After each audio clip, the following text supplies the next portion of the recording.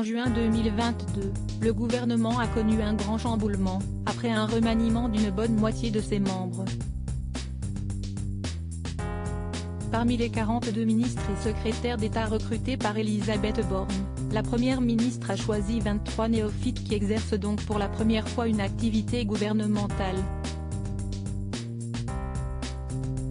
Une configuration dont Emmanuel Macron ne serait pas totalement satisfait, à en croire ce conseiller interrogé, mercredi 18 janvier, par l'Opinion.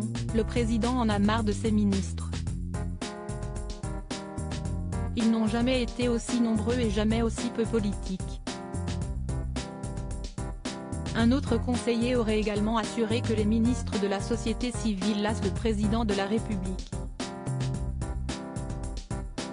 Emmanuel Macron souhaiterait donc davantage d'audace de la part des hommes et des femmes œuvrant à ses côtés pour le pays. Emmanuel Macron nous demande de ne pas faire de l'eau tiède, a ainsi indiqué un ministre à nos confrères.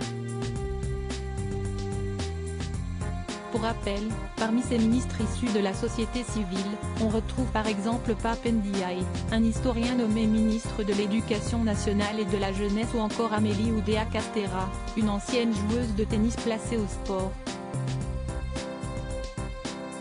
Supérieur à remaniement d'Emmanuel Macron, découvrez les ministres du gouvernement Borne. Un groupe parlementaire davantage dynamique.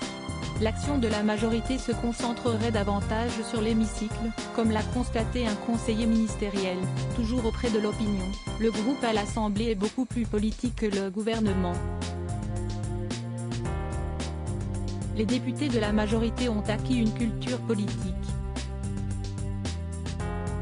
Ils sont libres et loyaux, a complété l'élu Renaissance des Hauts-de-Seine Maude Brejon, tout en saluant au passage le travail de la présidente du groupe, Aurore Berger, qui soutient ses troupes et les protège tout en les encourageant à se lâcher et à avoir de l'impact. Article écrit en collaboration avec 6 médias. Crédit photo, Stéphane Le Mouton.